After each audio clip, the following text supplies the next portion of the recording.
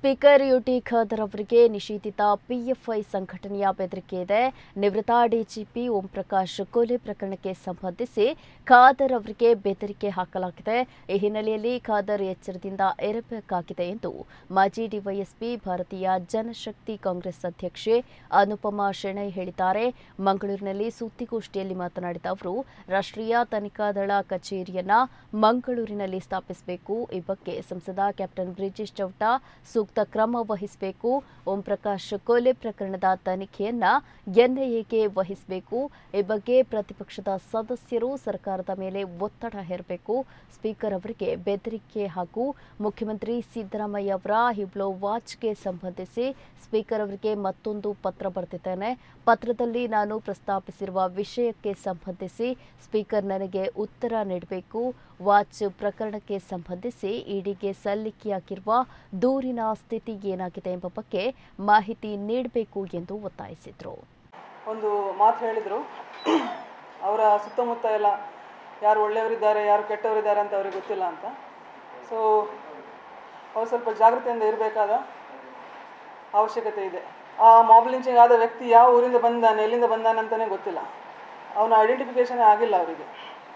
ಆ ವ್ಯಕ್ತಿ ಸಹ ಉಗ್ರಗಾಮಿ ಆಗಿರ್ಬೋದು, ಯಾವುದೋ ನಿಷೇಧಿತ ಸಂಘಟನೆಯ ಕಾರ್ಯಕರ್ತನೂ ಆಗಿರ್ಬೋದು. ಹಾಗಾಗಿ ನಾನು ಹೇಳೋದೇನಂತ ಹೇಳಿದರೆ, ಇವರಿಗೆ ಬ್ರಿಜೇಶ್ ಚೌಟ ಅವರು ಬಹಳ ಸಮಯದಿಂದ ಇಲ್ಲಿ ಕರಾವಳಿಗೆ ಒಂದು ಎನ್ಐಎ ಏಜೆನ್ಸಿ ಬರಬೇಕು ಅಂತ ಕೇಳ್ತಾ ಇದ್ದರು. ಈಗ ಹೈ ಟೈಮ್. ಯುಟಿ ಖಾದರ್ ಅವರ ಮೇಲೆ ದಾಳಿ ಆದರೆ ಕಷ್ಟ. ಹಾಗಾಗಿ ಎನ್ಐಎಯನ್ನು ಆದಷ್ಟು ಬೇಗ ಒಂದು ಬ್ರಾಂಚನ್ನು ಮಂಗಳೂರಲ್ಲಿ ತರಬೇಕು ಅಂತ ನಾನು ಈ ಪತ್ರಿಕಾಗೋಷ್ಠಿಯ ಮೂಲಕ ಕೇಳಿಕೊಳ್ತಾ ಇದ್ದೇನೆ. ಅವರಿಗೆ ಕೊಟ್ಟ ಪತ್ರ ಇನ್ನೂ ಸಿಕ್ಕಿಲ್ಲ ಅಂತ ಹೇಳಿದ್ದಾರೆ. ಸೊ ಅವರಿಗೆ ನಾನು ಇನ್ನೊಂದು ಪತ್ರವನ್ನು ಸಹ ಬರೆದಿದ್ದೇನೆ. ಆ ಪತ್ರದ ವಿಚಾರವಾಗಿ ಹೇಳೋದೇನಂತ ಹೇಳಿದರೆ, ಆ ಪತ್ರವನ್ನು ನಾನು ಅವರ ಸ್ಪೀಕರ್ ಅವರ ಇನ್ಫಾರ್ಮೇಷನ್ ಆಫೀಸರಿಗೆ ಅಂದರೆ ಮಾಹಿತಿ ಅಧಿಕಾರಿಗೆ ಕಳಿಸಿರುವಂಥದ್ದು. ಸಾಧ್ಯವಿದ್ದರೆ ಆ ಮಾಹಿತಿ ನನಗೆ ಕಳುಹಿಸಿಕೊಡಿ. ನಿಮಗೆ ಆ ಪತ್ರ ತಲುಪ್ತೋ ಇಲ್ವೋ ಅಂತೇಳಿ ನನಗೂ ಗೊತ್ತಿಲ್ಲ. ಆದರೆ ನಾನು ಮಾಧ್ಯಮದ ಮುಂದೆ ಆ ಪತ್ರದ ವಿಚಾರವಾಗಿ ಹೇಳ್ತೀನಿ. ಯಾಕಂತೇಳಿ ನನಗೆ ಆ ಮಾಹಿತಿಯ ಅವಶ್ಯಕತೆ ಇದೆ. ಅದು ಆ ಮಾಹಿತಿ ಯಾವುದಂತ ಹೇಳಿ ನಾನು ಕೇಳಿರುವಂಥದ್ದು, ಇವರು ಕಾಗೋಡು ತಿಮ್ಮಪ್ಪ ಅವರ ಮುಂದೆ ಒಂದು ಲೆಟರನ್ನು ಅವ್ರು ಕೊಟ್ಟಿರುವಂಥದ್ದು. ಈ ಲೆಟರ್ ನಿಮ್ಮ ಆಫೀಸಲ್ಲಿ ಇದೆಯಾ ಅಂತೇಳಿ ಕೇಳಿರುವಂಥದ್ದು.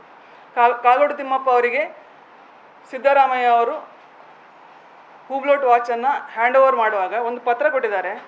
ಆ ಪತ್ರ ಸಂಖ್ಯೆ PSCM 269/2016 ಅಂತ. ದಿನಾಂಕ 2/3/2016 ಈ ಪತ್ರವನ್ನು ಕೊಟ್ಟಿರುವಂಥದ್ದು. ಆ ಪತ್ರ ನನಗೆ ಭಾಳ ಅವಶ್ಯಕತೆ ಇದೆ. ಸೊ ಅದನ್ನು ನೀವು ದಯಮಾಡಿ ನನಗೆ ಕಳಿಸುವ ನಿಟ್ಟಿನಲ್ಲಿ ಸಹಕರಿಸಿ ಅಂತ ಯುಟಿ ಖಾದರ್ ಅವರಲ್ಲಿ ಕೇಳಿಕೊಳ್ತೇನೆ. ಎರಡನೇದಾಗಿ, ಈ ಹುಬ್ಲೋಟ್ ವಾಚ್ ವಿಷಯ 2016 ಹೊರಬಂದಾಗ ಬೆಂಗಳೂರಿನ ಒಬ್ಬರು ಅಡ್ವೊಕೇಟ್ ನಟರಾಜ್ ಶರ್ಮಾ ಅನ್ನುವರು ಇಡಿಗೆ ಮತ್ತು ಅಂದರೆ ಜಾರಿ ನಿರ್ದೇಶನಾಲಯ, ACB ಮತ್ತು ಲೋಕಾಯುಕ್ತ ಈ ಮೂರು ಕಡೆನೂ ಅವರು ದೂರನ್ನು ನೀಡಿದರು. ಈ ಸಂದರ್ಭದಲ್ಲಿ ಇಡಿಗೆ ಕೊಟ್ಟ ದೂರಿನ ಬಗ್ಗೆ ಅವರು ಹೈಕೋರ್ಟಲ್ಲಿ ಒಂದು ರಿಟ್ ಪಿಟಿಷನ್ ಅನ್ನು ಸಹ ಹಾಕಿದರು. ರಿಟ್ ಪಿಟಿಷನಲ್ಲಿ ಆದೇಶ ಬಂದು ಏನು ಹೇಳಲಾಗಿತ್ತು ಅಂತ ಹೇಳಿದರೆ, ಇದು ಬಹಳ ಬೇಗ ನೀವು ಈ ರಿಟ್ ಪಿಟಿಷನನ್ನು ಹಾಕಿದ್ದೀರಿ, ತನಿಖೆಯ ಸಂಸ್ಥೆಗೆ ಅಂದರೆ ಇಡಿಗೆ ಸ್ವಲ್ಪ ಕಾಲಾವಕಾಶ ಕೊಡಿ, ತನಿಖೆ ಮಾಡಲಿ ಅಂತ. ಇದು ರೆಪ್ರೆಸೆಂಟೇಷನನ್ನು ಅವ್ರು ಕೊಟ್ಟಿರೋದು 2016. ಈಗ 2025, ಸುಮಾರು 9 ವರ್ಷಗಳ ಅವಧಿಯಾಗಿದೆ. ಈ 9 ವರ್ಷಗಳ ಅವಧಿಯಲ್ಲಿ ಆ ದೂರು, ಇಡಿಗೆ ಕೊಟ್ಟ ದೂರಿನ ಬಗ್ಗೆ ಅಡ್ವೊಕೇಟ್ ನಟರಾಜ್ ಶರ್ಮಾ ಅವರು ಎನ್ಫೋರ್ಸ್ಮೆಂಟ್